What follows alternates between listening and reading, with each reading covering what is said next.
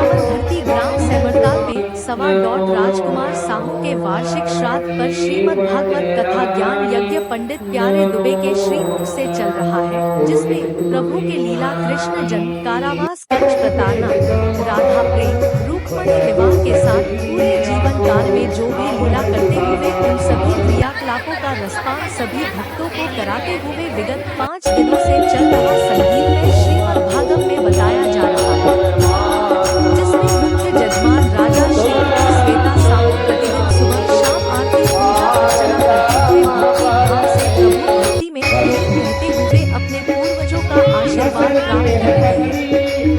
इसी कड़ी में आज सुदामा चरित्र का वर्णन करते हुए कैसे एक मित्र छोटे बड़े का भेदभाव किए बिना अटूट प्रेम का विशाल देते हैं, यही उदार भावना का परिचय देते हुए श्री कृष्ण जी मित्रता निभाते हैं। अद्भुत झांकी निकाला गया, जिसे देखकर सभी भाव विभोर हुए। प्रतिदिन आरती के साथ सभी के महाप्रसाद का व्यवस्था भी किया जा रहा है।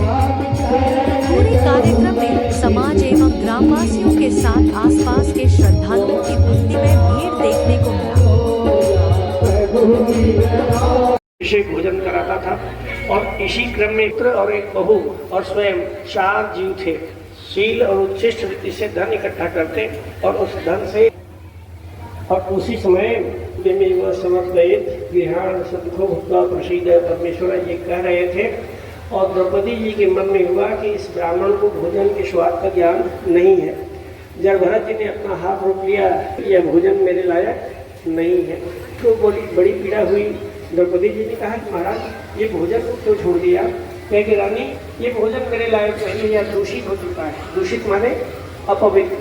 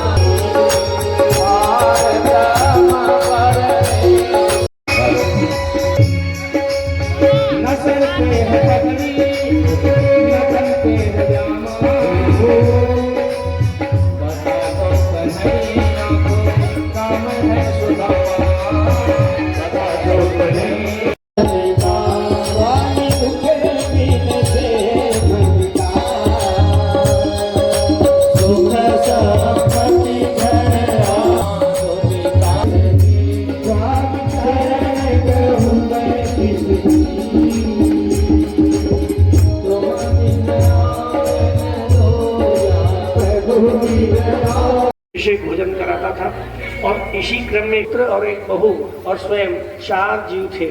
शील और उच्छिष्ट रीति से धन इकट्ठा करते और उस धन से और उसी समय समर्पयित गृहाण सदखो भुक्त्वा प्रसीद परमेश्वर ये कह रहे थे। और द्रौपदी जी के मन में हुआ कि इस ब्राह्मण को भोजन के स्वाद का ज्ञान नहीं है। जब भरत जी ने अपना हाथ रोक लिया, यह भोजन मेरे लायक नहीं है, तो बड़ी पीड़ा हुई। द्रौपदी जी ने कहा कि महाराज ये भोजन क्यों छोड़ दिया? कहे कि रानी ये भोजन मेरे लायक नहीं है, दूषित हो चुका है। दूषित माने अपवित्र।